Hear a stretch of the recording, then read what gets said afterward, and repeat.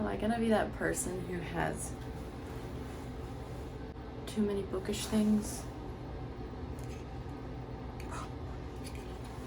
What angle? Hey guys, welcome back to my channel. It is once again almost the middle of the month, and I'm just now doing my wrap up from last month. I don't know why I do this every time. I think it's because I'm the queen of procrastination. Yeah, so we're getting it done today.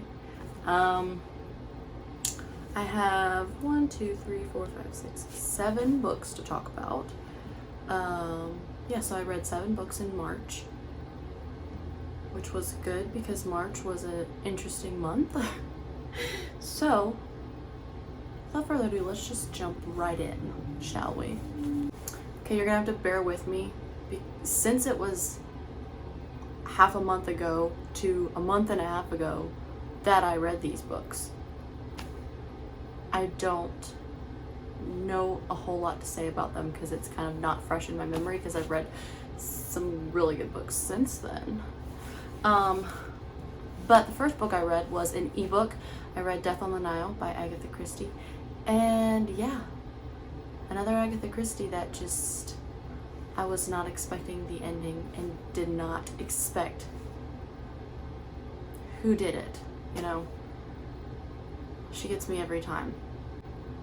The reason I read that one is because Chantel reads all day, who is one of my favorite booktubers.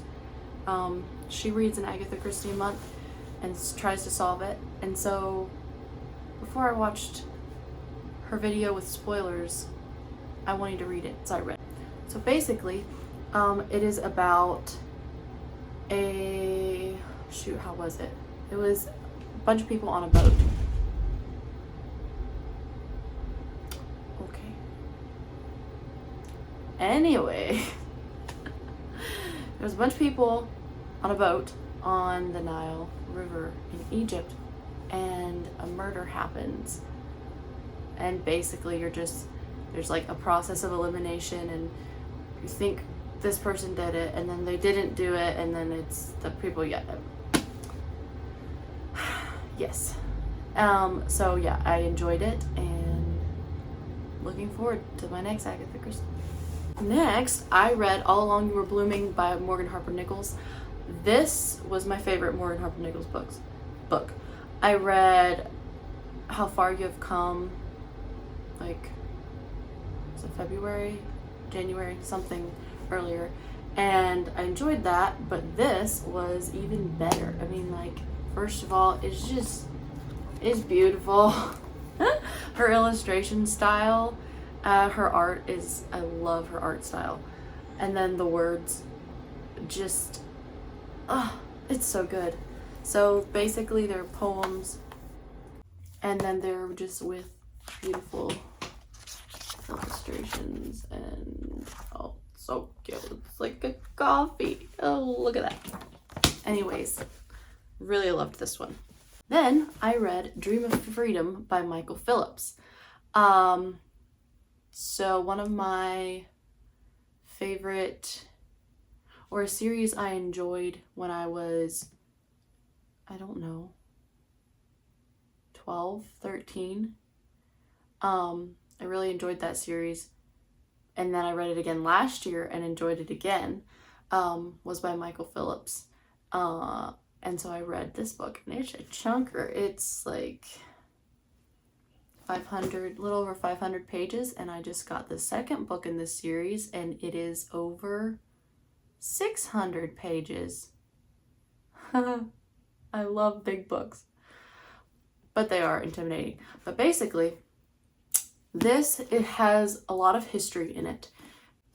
Basically, it's about the period of slaves, and I don't think has the Civil War happened yet in this book?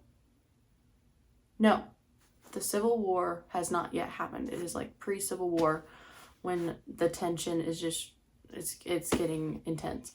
And it is about a man who, I'm forgetting all the things. It's about a man who owns a plantation, and he was actually asked by some important people to run for office, and now I can't remember what it was. Basically, he said no, and then he freed his slaves. And he was in like the southern states, the slave states. And so people just thought he was absolutely crazy. People didn't like him for it. And yeah, it's very it has a lot of history, like I said. And especially at the beginning. And not a ton happens, but there's still something about it that it captivated me. And so I'm excited to continue the series with the big chunker 600-page book. I'm excited about that one. Okay, next I read Little House in Brookfield by Maria D. Wilkes. I talked about this a little bit in my last video of how I'm gonna slowly, hopefully, collect these and read them. They're so fast, and it just makes me remember my childhood. And I haven't read this series before the Little House series, but it still just makes you feel good, like when you were a kid, the innocent little girl Erica who read these books. So yeah, not like my favorite books ever, but they're still fun to read. Like, don't be scared to read kid books or middle grade, or don't be scared to read picture books. I mean, just read books. So there's that one. Then I read The Story Girl by L.M. Montgomery, and this book was so cute. Oh, it was just basically a bunch of stories of the things the children in this book did that summer. It all happened in one summer. And it's also about the story girl. She's kind of the main character-ish, obviously by the title, but basically she can tell stories like no one else can. And something about her voice, they talk about her voice all the time, and how when she says something, it comes alive. And she would even tell a scary story, a spooky story, and the people, even adults, would actually get creeped out because she could become the scary character so easily. I just loved it. It was just so cute. And I just love Ella Montgomery's writing style. It just makes the world feel beautiful, if you know what I mean. Her characters have character. And notice little things about the characters, and she just makes it come alive. And so I love her books, all the books I've read by her so far, and I'm excited to read more, and I'm excited to get more Tundra editions of these books because of her books, because they're so beautiful. Okay, and for what is probably my favorite book of the month, Waymaker by Anne Voskamp. I'm pretty sure that's how you say her name. Not positive, but there you go. I just connected with this book so much. And honestly, not necessarily her experiences, because she experienced hard things that I have never experienced. But it was the way she related to Jesus, and the way, and God the Father, and just how we are to be, and yeah, basically how we are connected to the Father, and how He leads us, and how our hearts are supposed to be intertwined with His, and Him parting the Red Sea for us, parting the waves. And I underlined so many things in this book.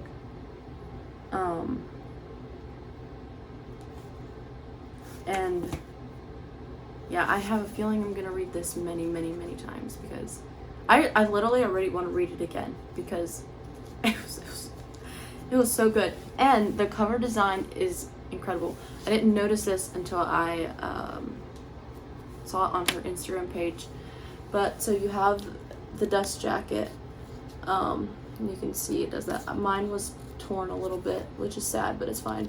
And you have the waves all around. And then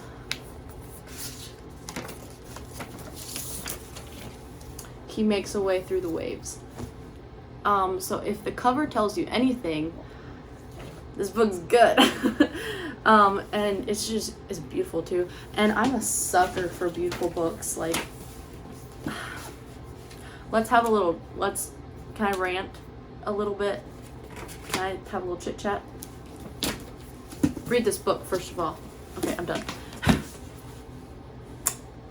People say don't judge a book by its cover, and I agree. There are so many good books that have hideous covers. So, yeah. Like, some books that I have even, I'm like, why would they choose that cover? But anyways.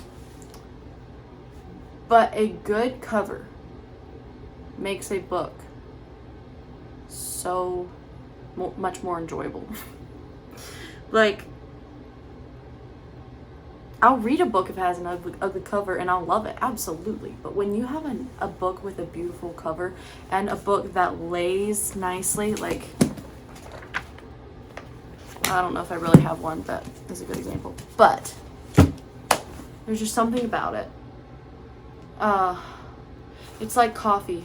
I was thinking about this morning and I thought of this. Maybe this is a terrible comparison. But it's like coffee.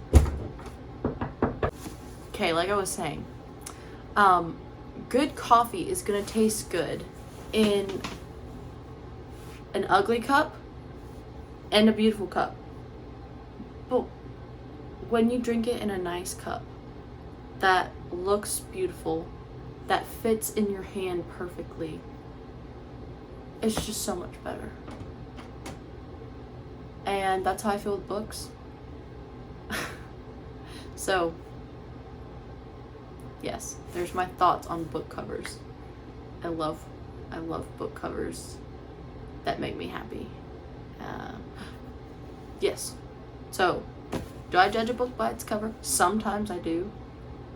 I will probably still read it if it sounds like something that interests me. I will still read it if it sounds like something that interests me with an ugly cover. But I'm just saying, book covers that are well designed just make my heart happy. So, also, black hardcovers, like the hardcover is actually black with gold foiling writing, is I'm gonna collect. I have a few. Those are my favorite. I love them. Anyways, okay, moving on from that little spiel. Talk about the last book that I read, and that is 450 from Paddington by Agatha Christie. Let me read you the back, or at least some of it. For an instant, the two trains ran together side by side. In that frozen moment, Elspeth witnessed a murder. Helplessly, she stared out of her carriage window as a man remorselessly tightened his grip around a woman's throat. The body crumpled, then the other train drew away.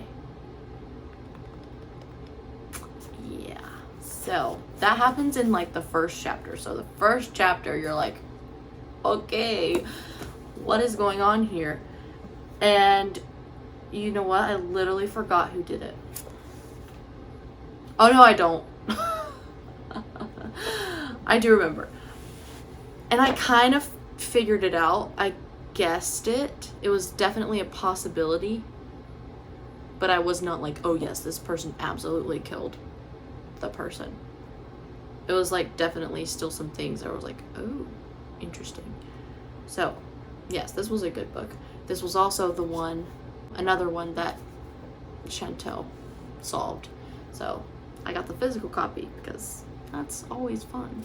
So, okay guys, thanks for watching my March wrap up where I read all these books. I am super excited about April's wrap up. I've only finished one book so far, because I started some books and I'm not interested in them, but I'm currently reading a book I'm into. So, but the first book I read this month is a new favorite, so I'm excited about that. And yeah, I will see you guys in another video soon. Bye.